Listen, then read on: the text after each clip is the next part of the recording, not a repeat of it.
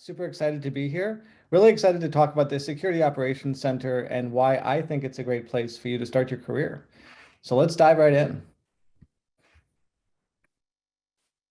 Okay, so my talk is From Rookie to Rockstar, Kickstarting Your Career as a SOC Analyst. Also have my Twitter handle up there. If you follow me on Twitter, I will post this talk and lots of other security content as well. Okay, so let's go ahead and start with the agenda. What are we going to be talking about today? I'm going to start with who am I? Just talk about myself, why I love information security, what I do when I'm not working, and just a little bit about myself. And we're going to follow a bit of a musical pattern today. So we're going to start with single notes, learning about the Security Operations Center, learning about why that is a great place to start your career. We're going to move into chords, kind of some concepts and muscle memory, some concepts and some things that you should be learning and doing if you're interested in going down that technical career path and moving into the Security Operations Center. Then we're going to talk about first songs. So tools and tricks of the trade. Talk about, these are some tools, maybe some tricks that you could play with, actually start learning before you get that first job as a SOC analyst, because you'll be doing these things in that role. And then up to 11 is our last section. We're going to be talking about what are some things that you can do to become a valued member of the team and get that first SOC role. Okay, let's dive in. So a little bit about me. I live in Michigan, love pure Michigan, and love a great adventure, love going outside, going to the beach on Lake Michigan, lots of other fun things to do around here. I'm a father to an adventurous 3-year-old. Me and my wife, we're always chasing him around, and he thinks he's invincible. Loves to jump off the highest thing he can find. And while I'm at work, I love digital forensics and incident response, or DFIR. Detection development is a lot of fun, writing rules and alerts to proactively identify malicious activity before it happens. And threat hunting is something I love to do as well. Looking for the bad, looking for the suspicious activity, looking for potential attackers. And the cloud. The cloud is something that I think, as a SOC analyst, you'll be learning, especially, as organizations move a lot of their content to the cloud. Okay, before I dive into my content, I just have to make a statement that these are my personal views. This is my talk, not necessarily anything that is, on behalf of my employer, not representing PwC. So this is my talk, what I think is cool, and you all will enjoy it. Okay, so let's start with learning about the SOC. You all are babies right now. I actually have a one-week-old baby, little baby boy downstairs. So this kind of looks like him. So let's talk about when you start out, you're still learning, still want to know what is a SOC, why is a SOC important? What would I do if I got a job in a SOC? Okay, so I already mentioned this before, but a SOC stands for a Security Operations Center. The main goal of a SOC is to detect and respond to cyber attacks. It's really the center and I would say one of the core components of a successful cybersecurity program. If you work in a SOC, your job is going to be looking for malicious activity, responding to malicious activity, being the eyes and the ears of what's happening in your environment. There's different models for how a SOC can be set up and configured.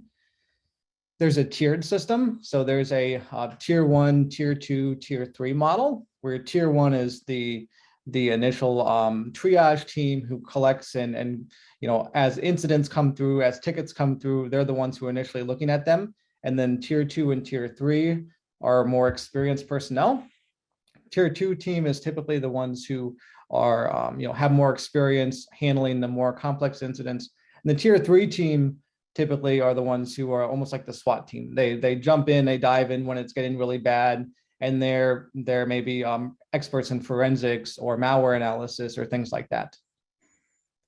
Recently, there's been a lot of organizations that have shifted their approach to more of a tier-less SOC configuration. And with a tier-less SOC configuration, you have more focuses on capabilities versus a straight tiered system.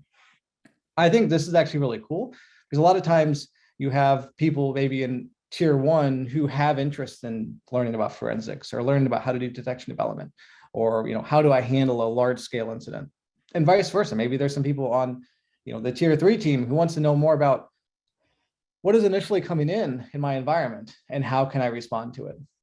So I think a tier less SOC, typically there are less silos, and teams aren't broken into silos, which I think is really positive. There's more collaboration and more working together. SOCs are staffed 24/7 by 365 if you're a large organization typically. And the reason is attackers don't go to sleep, right? I mean, they do, but maybe they try to attack you, at night in your time zone, right? Attackers are going to try crafty methods to get into your network, get into your environment at a time when it's least convenient for you. So I was listening to the last talk, and there was a mention of an incident, at 2:30 p.m. on a Friday. I would say maybe 5 p.m. on a Friday would be a little bit worse. But if you're in a SOC role, typically there's shift work. So you might have an 8 to 5 shift, or a 5 to like a second shift or a third shift type role. And all of that comes together to make sure that you're always ready and able to respond if there's malicious activity.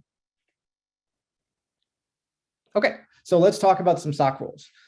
We talked about the SOC analyst, and I think this is the kind of the initial role that when you get into a SOC role, if you're looking for a SOC job, after listening to my talk, you're like, this is awesome, I want to go be part of a SOC. You're probably going to go apply for a SOC analyst role. Typically you can get an entry-level position with like 0 to 1 year experience in a SOC analyst role, and you're really the first line of defense. You're the one that's looking at alerts that are coming in, looking at potentially malicious activity, and pulling the bell, or ringing the bell, pushing the red button when things look bad. Some of the other roles I will mention, these may be encapsulated into single people. So there might be one person who has 3 or 4 of these roles assigned to them, or in larger organizations, you might have, like one person per role or multiple people per role. Incident responders, these are the people who are able and willing and understand how to handle large scale incidents from start to finish. They're able to, fully complete that process. Forensic investigators are the deep dive people. They're the investigators. They're the ones who are able to look at forensic artifacts and identify what exactly happened on a host. SANS has some great forensics training. I'm sure most of you, if not all of you, have seen some of that training. Detection development engineer, I think, is really cool. I love detection development. With detection development, you're actually writing proactive rules, or you're writing proactive alerts to identify malicious activity. Let's say in my environment, if anyone ever opened up command prompt and typed in "who am I" and clicked enter, that's malicious. I'm not saying it is, but let's say that would be an example detection I would want to create. In that detection development role, I could write a detection and get an alert whenever that happened. So coming up with those ideas of what might be malicious is really important in that role. Threat hunting is really cool as well. You're looking for the malicious activity. You're shining the flashlight in the areas that don't have a lot of light and looking for potentially malicious activity. And then automation, as an automation engineer, your job is to automate the easy things. Automate the things that no one wants to do. Automate the things that people complain about and say, this is terrible, why am I doing this? Your job is to make sure that those easy, repeatable tasks can be automated, so your SOC analysts have more time to deal with the things that are important. There's a lot of things to do in the SOC. So why are security operations centers important? I think the first one is there's always going to be incidents. Incidents are always going to be happening. I think, like if you get on Twitter or you open the news, you hear about incidents left and right. This company got ransomed, that company got ransomed, the lapsus, security breaches. I mean, it goes on and on, right? It's nonstop, regardless of how much money we're spending to try to fix this problem. The second piece is analyst judgment is really critical. There's always really cool tools that will have machine learning and artificial intelligence built into them, which is great. I don't think it's bad at all. But there's always going to be a need to have an analyst say, yes, this is a true positive, or no, that's a false positive, right? Having that analyst judgment is a key component of a security operations center. You're honestly the front line of defense against attackers. You're the eyes and the ears. You're the tip of the spear. The SOC is the team who dives into battle and is protecting your organization from attack. It's a really fun job. You never know what you're going to get day in and day out. I honestly think that a security operations center is one of the best learning environments in cybersecurity. And the reason is because it's a high impact role and you have the ability to work with very seasoned professionals. Typically, you're going to be placed into a SOC role if you're a new SOC analyst, and you're going to learn from, experts. You're going to learn from the senior level people on the team who have been there, been around the block, understand how to handle incidents, understand what looks bad and what doesn't look bad. And you can learn a lot by being in that environment. Beyond that, there's a lot of intersections and connections between a SOC and other departments. Security Operations Center teams, especially when handling incidents or responding to potentially malicious activity, they will work with other teams to better harden systems or make things harder to attack. So there's a lot of connections between different parts of the organization that as a SOC analyst, you get to experience. I also think it's at the center of an organization's security program. Like the idea of maybe cutting the SOC out of our security budget or something like that is not typically something I hear, because having the ability to respond to security incidents and being able to protect an organization from attack is key and is really core to the success of a security program in my mind. Are you excited?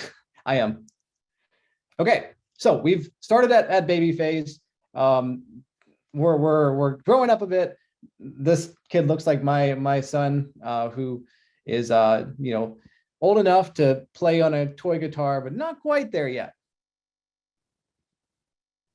Okay, so let's talk about some things that we want to commit to memory. Some things that these are table stakes, right?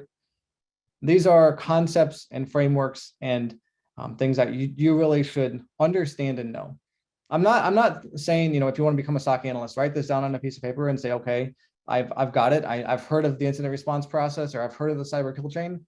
No, go Google it, understand what it means, how it's applied, because as a SOC analyst, you'll be doing this day in and day out. Like in my day job, I use these frameworks. The first one is the 6-step incident response process.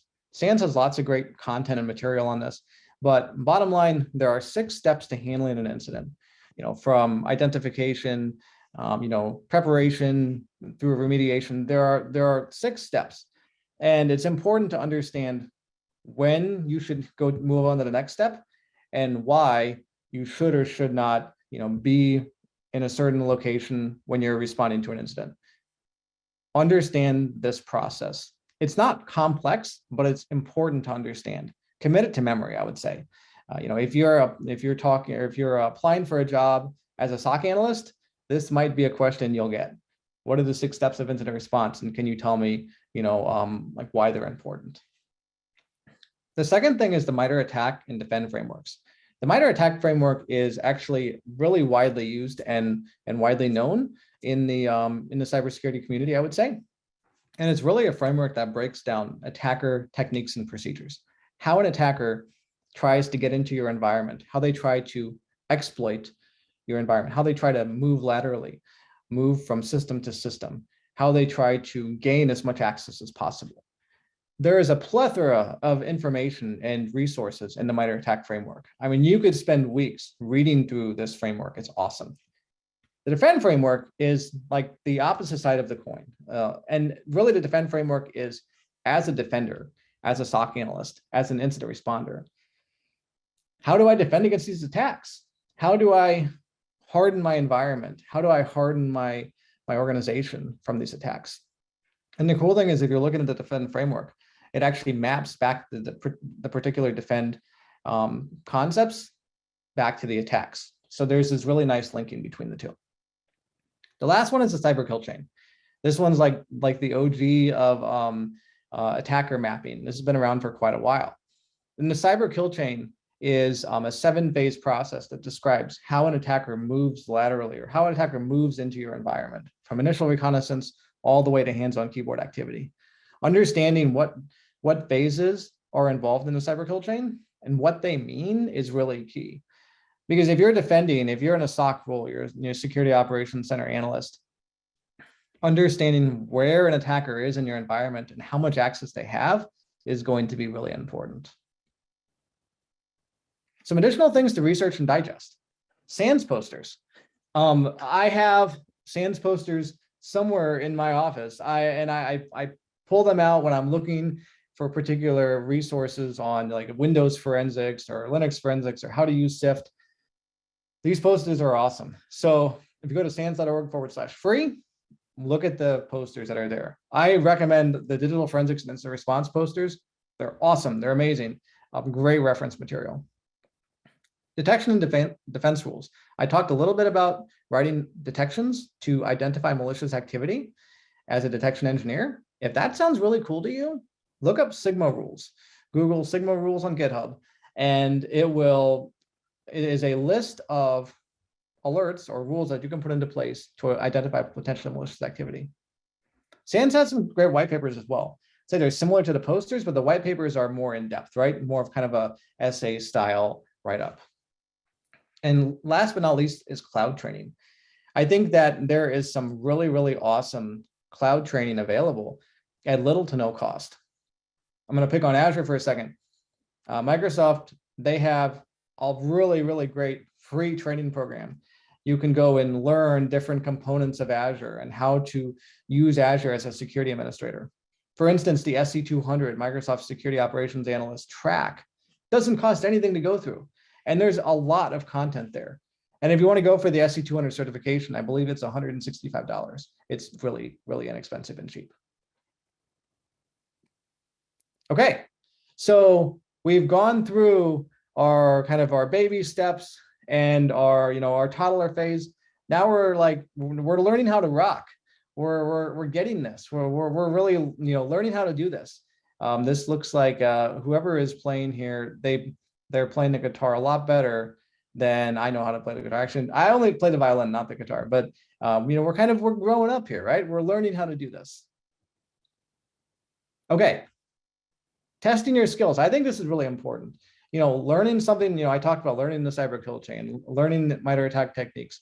That's important, but if you don't know how to apply it, if you don't know how to apply it to the real world, or at least test your application or test your knowledge, it's going to be difficult to jump right into a SOC role and be successful from day one. There's going to be some learning that's required. So if you're still with me and you're like, Matt, I want to be a SOC analyst, this sounds like a lot of fun. Test your skills. Try HackMe is a good platform to use. There's a blue team path. So there's a lot of great content out there for red teamers, like, oh, I want to hack this, I want to hack that, I want to learn how to do privilege escalation or learn how to dump passwords. But if you're interested on the blue team side, and when I say blue team, the blue team is the Security Operations Center incident responders, right? There's some great stuff out there as well. So try HackMe. They have a blue team path, and you can actually learn how to be a blue teamer. Pen Tester Academy as well. They have defense labs. You can learn how to defend against potential attacks by spinning up real labs and testing them out, spinning up a domain controller, turn on a server or an endpoint. And there's entire labs that are built out for you that allow you to play with this stuff and test it out. The SANS Holiday Hack Challenge. I'd be amiss if I didn't mention this. It's a great challenge and great opportunity to test some skills out and meet some new people, just like we're doing here today. The last one I think is really neat is Splunk Boss of the SOC. So Splunk is a very popular SIEM solution, a security information event management system. I'll say that again, security information event management. And this is, Splunk is a platform that allows you to analyze logs, look at logs from your systems, from your network, from your endpoints, and identify potentially malicious activity. If you're doing a threat hunt, you might go to Splunk as the first place to look. You might look for potentially malicious activity using a tool like Splunk. It's really just a view, like kind of a viewfinder into what's happening in your environment. Splunk Boss of the SOC is super cool. It is a scenario that Splunk puts on. I believe they do it once a year. And you can actually download the content, run it yourself, and go through the entire, it's like almost like a capture the flag type scenario. So there are different scenarios every year, but the one scenario is you're a security analyst at a microbrewery, and someone's trying to hack your company and you're trying to figure out how they did it. I would definitely recommend downloading Splunk Busted SOC. It's super cool and easy to use. Some additional tools. So we talked about some practical application. What are some tools? I would recommend using Docker to download some easy to use tools on your system. Docker is similar to running virtual machines, like VMs on your system, but it actually allows you to virtually run particular applications. It's a virtualization technology that allows you to run an application by itself. So you can run Splunk, for instance, in Docker. There's a certain command. If you download Docker Desktop and then run Splunk in Docker, then you can actually run Splunk, and it's really easy to deploy. Same thing with CyberChef. CyberChef is like the Swiss Army knife of data analysis. It allows you to convert data between many, many different formats. As a SOC analyst, this is something you'll be doing like all the time. Converting data from binary to hexadecimal to ASCII to base 64, all of these different types of data analysis tools or data analysis needs, CyberChef can help you. I would also recommend deploying and testing out a blue team virtual machine. SandSift, Mandiant and Flare, SANS, Soft Elk are some good options. Write these down and check them out. But there are entire virtual machines that you can run on your actual laptop. Like if you have a Mac like me, or if you have Windows PC or a laptop, you can run a virtual machine with a specialized forensics or incident response SOC environment that allows you to test some of these things out. And there's also some cloud tools. Let's say you're like, you know what, I don't have enough resources on my system to run a VM virtual machine. I just want to go and test some things out just on the internet. You can go to VirusTotal. That's a great place to start. Looking at malware on VirusTotal. It's a place that you can go and look at files and identify interesting characteristics about files. If they're malicious, if they're not. As a SOC analyst, I use VirusTotal every day. This is something I use all the time. URLscan.io is really cool as well. If you want to look at a website, you want to go visit a website, maybe it's a malicious website that you don't want to go to yourself, you can use URL scan. It'll actually reach out, go to the website, and then return back the results of what was there. Really cool. You can also go there and look at other sites that people are scanning. Threat Miner is kind of like a Swiss Army knife of threat intelligence. You can pop in an IP address or a domain, and it'll tell you, oh, it's known bad because of this threat intelligence provider, or it's known good because of that information. It gives you a lot of different information. Any.run is one of my favorites. I think it's really cool. It's actually an interactive malware sandbox. So I'd say it's similar to VirusTotal, but it gives you a bit higher interaction. If you upload a file to any.run, it'll actually detonate the file, it'll run the file, and then tell you what it does. So it'll say, okay, the file ran and it created this process and it modified this file and it made a connection to this IP address. And it'll give you all this information that as a SOC analyst is really, really important and useful to know about, right? As a SOC analyst, one of the things you're going to be doing is identifying, are there compromised systems? How did the system become compromised? All of these types of questions, something like any.run can help you with. I'll also mention, and you'll get to this, but when you're in the real world, working as a SOC analyst, you want to be careful with, maybe what you upload to these tools. If it's intellectual property or, internal content, if it's an internally developed tool or an application, don't want to upload it to one of these because then other people might be able to see it. So bit of a caveat there. Okay, so let's do a demo. Let's talk about Docker. So I talked about CyberChef a bit. It's actually really straightforward to install Docker Desktop. So first off, Google Docker Desktop install, just download the application. Second thing is you can just run a command in the command prompt, Docker pull CyberChef. I'm pulling it from this person's repository. There are different people who host it, but you can just pull CyberChef, and then there's a run command. I'm just saying I want to run it on port 8000. And then all you have to do is go to localhost and view CyberChef. It's really straightforward. So let's see what that looks like.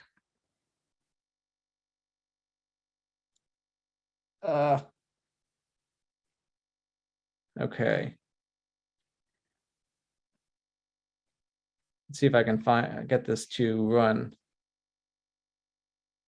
Maybe the demo gods are not with me today, but that's okay. We're running short on time anyway. But bottom line, when I post this slide deck, look through the steps for running CyberChef on Docker. It really is not difficult at all. It's pretty straightforward.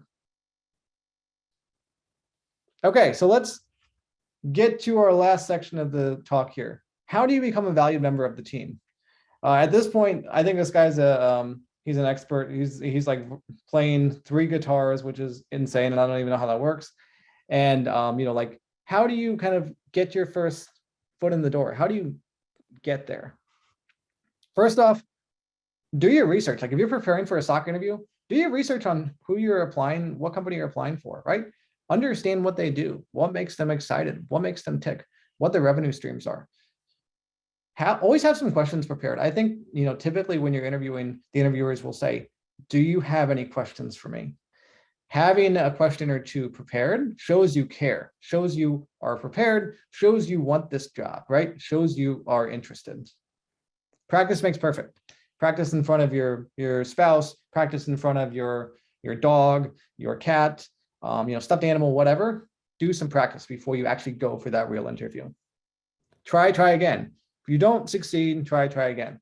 Like when I was going for my internship with my undergraduate degree, I think I cold called 15 to 20 different companies before I actually found my internship. So don't get, don't feel like you're failing if you go have 5, 10, 15, 20 interviews before you get your first job. Keep on persisting.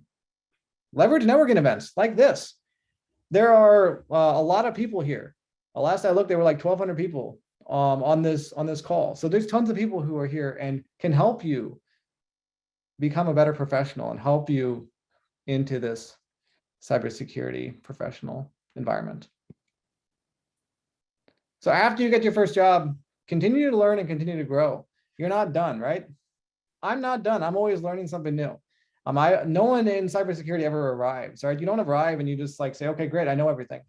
Continual learning is critical. Cybersecurity is always changing. Things are always changing. There's always a new concept, a new tool, a new way an attacker is trying to get into your environment. Learn from the SOC leaders. Like learn what they did to make themselves successful and how you can become a better member of the team. Find your niche. I think everyone, like eventually, as you're in cybersecurity for a while, you find a niche. Find something that really makes you excited and makes you tick. And people learn and people understand that, and they come to you and say, "Hey, Matt, I know you love detection development. I want to do some of that. Can you help me out?" Or Matt, I know you love forensics. Like, tell me more, right? So find that niche, and then grow your skills. Continue to grow. Okay, we're at the end of my talk. Thanks everyone for coming. Remember, you've got this, right? Everyone, I think you've got this. Follow me on Twitter. I'll post out the slides. And I'd just love to hear from anyone. Join the green screen, or I'm sorry, join the hallway, and I'll be there to chat. Thanks, everyone.